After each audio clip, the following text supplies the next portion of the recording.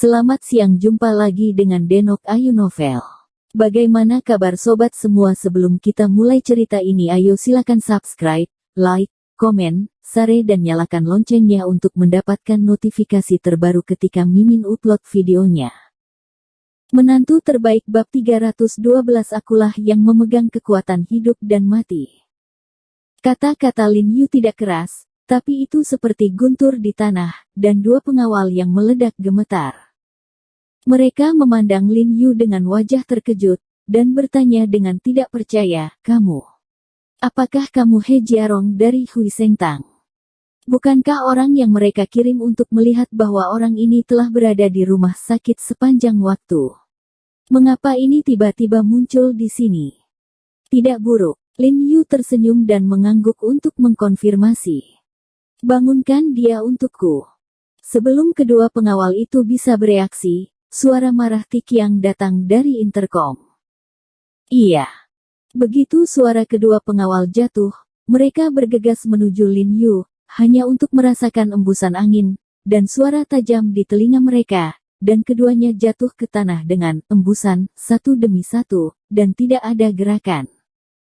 Lin Yu menjabat tangannya yang agak kaku, menghembuskan napas hangat, dan bergumam, "Ini benar-benar dingin."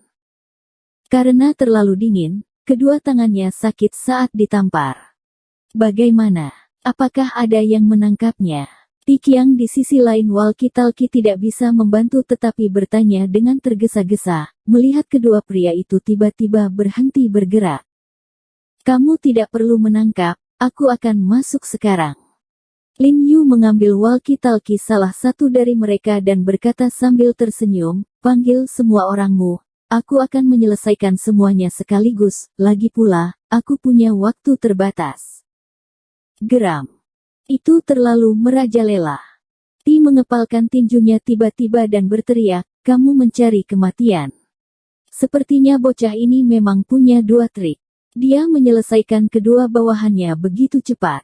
Dia langsung berteriak ke walkie-talkie, "Semua orang mendengarkan perintah, datang ke depan aula utama dan berkumpul, maju ke depan aula utama." Setelah berbicara, dia memanggil keduanya tidur siang di aula dan bergegas ke halaman dengan ganas. Pada saat ini, Lin Yu telah melompat ke halaman dengan rapi dan berdiri dengan tangan di belakang punggungnya, melihat ke arah aula sambil tersenyum. Begitu Tikiang keluar dari aula, lusinan sosok berpakaian hitam berkumpul di belakangnya dengan rapi dari segala penjuru, dan pada saat yang sama setiap orang memiliki tongkat karet keras di tangan mereka. "He Jiarong, kamu memiliki keberanian untuk berlari dan mati." Tikiang mencibir, "Kamu masuk ke rumah secara pribadi, berniat melakukan kejahatan, bahkan jika aku membunuhmu di tempat, aku tidak akan bertanggung jawab. Kamu bisa mencoba."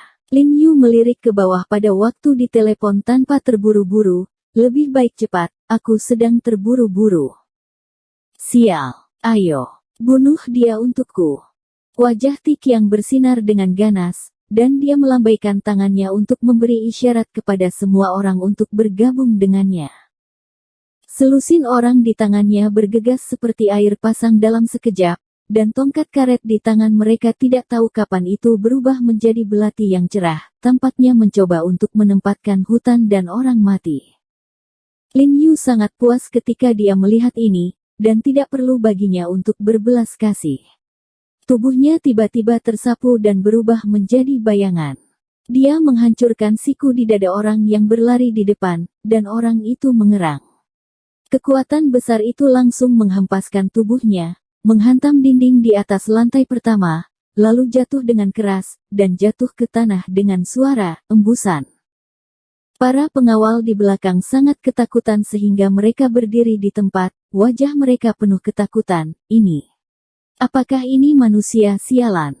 Tikiang juga tampak pucat, memikirkan rumor bahwa pembunuh Sanyuan Hua ditendang dari tulang punggungnya, jantungnya tiba-tiba bergetar, bukankah itu benar? "Apa yang kamu lakukan?" dengan bingung. "Lakukan." Lin Yu melihat sekelompok orang tinggal di tempatnya, dan tidak bisa tidak mencibir. Dia memutuskan bahwa dia akan membuat prestise yang baik di Wanjia hari ini. "Pergi." Bunuh dia dan terima hadiahnya. Wajah Ti Qiang tidak berdarah, dan dia segera berteriak dengan marah, lalu dia berbalik dan berlari ke dalam rumah dengan cepat. Sekelompok pengawal bergegas menuju Lin Yu lagi setelah menerima perintah, dan Lin Yu menembak lagi pukulan, siku, lutut, kaki, dan kakinya cepat dan ganas dengan setiap gerakan, memukul pengawal itu dengan keras. Leher, dada, atau perutnya tidak bisa dihancurkan seperti palu, dan kekuatan besar itu seperti hujan badai, yang menyebarkan sekelompok pengawal, beberapa menabrak dinding, beberapa menabrak pilar batu, dan beberapa jatuh. Di rerumputan, ratapan terdengar di mana-mana. Ada teriakan-teriakan, Wan Weichen di bak mandi tiba-tiba bergetar, dan tiba-tiba terbangun. Bos, ini tidak baik, tidak baik. Pada saat ini, Ti Qiang terburu-buru, suaranya dengan penuh semangat berkata, Dia Jiarong telah masuk. Wei Hao. Wan Weichen mengguncang tubuhnya tiba-tiba, otaknya kosong, dan dia berkata dengan kaget, He Jiarong. Bagaimana dia bisa datang? Aku tidak tahu, anak ini sangat jahat, tidak satupun dari kita adalah lawannya, ayo lari. Nada suara Ti Qiang cepat, tetapi sebagai pengawal yang terlatih dengan baik, meskipun situasinya mendesak saat ini, dia masih tenang dan otaknya jernih, mengetahui bahwa cara terbaik untuk melakukannya sekarang adalah melarikan diri. Bagus. Wajah Wan Weichen menjadi pucat karena ketakutan, dia dengan cepat bangkit dan mengenakan pakaian dengan panik, lalu berlari ke ruang kerja dan dengan gemetar mengeluarkan pistol saku dari laci mejanya dan memegangnya di pinggangnya. Ti Qiang mengeluarkan ponselnya untuk memanggil polisi dan ingin meminta bantuan polisi, tetapi dia menemukan bahwa 110 telah berada di jalur buta, dan dia tidak bisa lewat tidak peduli bagaimana dia menelepon. Cepat, bos, turun ke bawah. Ti dengan paksa membuang teleponnya, dan buru-buru membawa Wan Weichen dari ruang kerja ke garasi di lantai dasar sambil duduk di lift. Setelah tiba di garasi, Ti Qiang menghela nafas lega, dan Limara membuka pintu kursi belakang dan membiarkan Wan Weichen duduk, dan kemudian dia juga duduk di kopilot. Wan Weichen menghela nafas lega, terengah-engah, memegangi dadanya, merasa bahwa jantungnya akan melompat keluar. Tuan Wan, kemana Anda akan pergi terburu-buru? Tanpa diduga, suara yang akrab tiba-tiba terdengar di telinganya, dan kemudian sebuah tangan naik ke bahunya. Apa?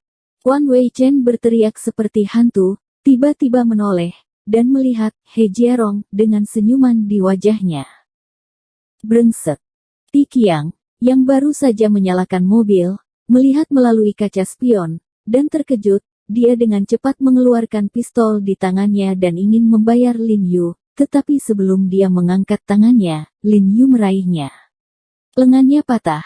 Dan dengan retakan, lengan Ti Qiang tiba-tiba terlipat menjadi dua. Ah!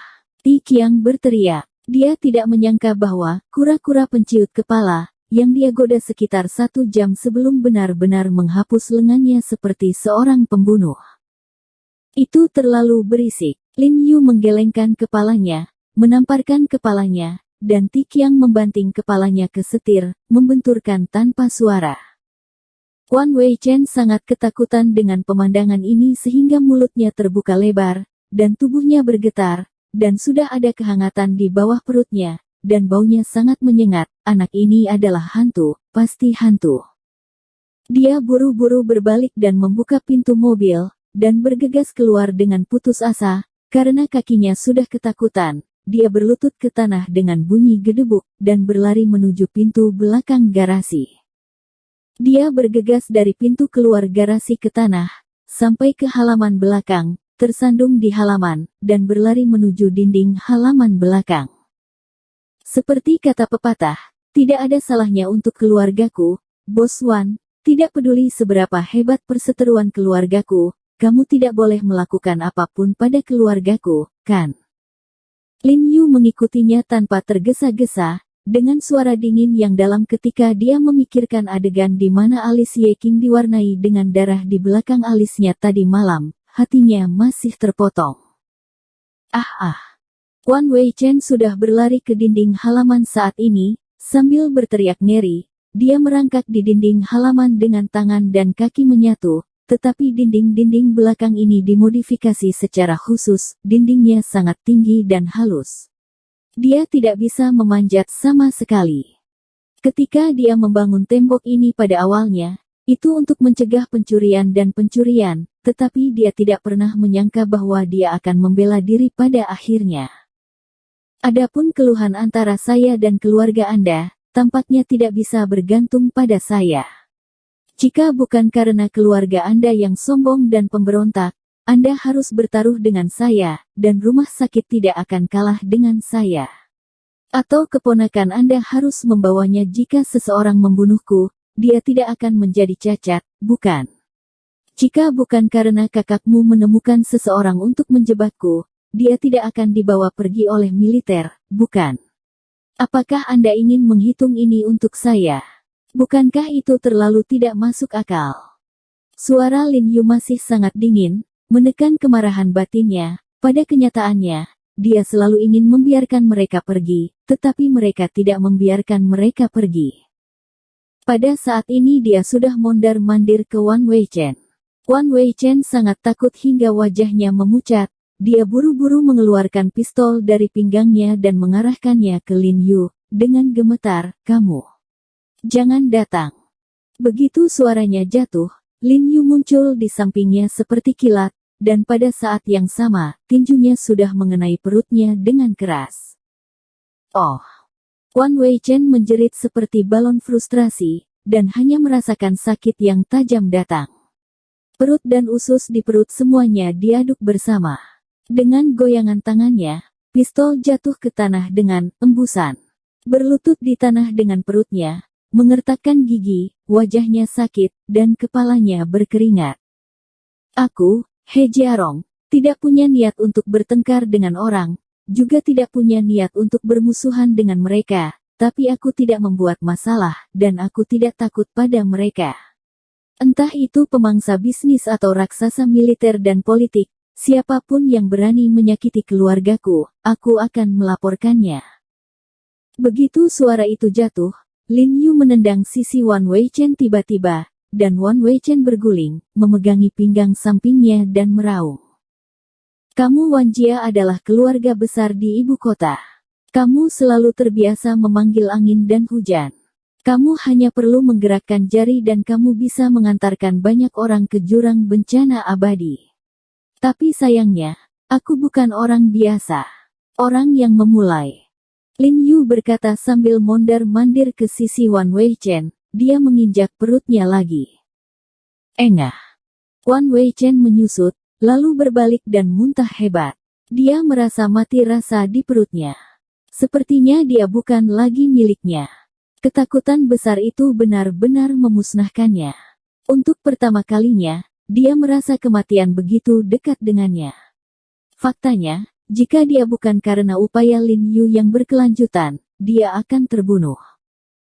Dia menahan rasa sakit, meraih pasir di tanah, membanting ke arah Lin Yu, lalu tiba-tiba bangkit, melengkungkan perutnya dan berlari menuju halaman depan, dan pada saat yang sama berteriak dengan seluruh kekuatannya, "Tolong, tolong." Tapi setelah dia selesai berteriak, tangan seperti penjepit meraih pergelangan tangannya, dan Lin Yu tidak tahu kapan dia akan muncul di depannya lagi, meraih lehernya dengan tangannya, selambat ketika dia mengangkat kapten. Angkat seluruh tubuhnya perlahan.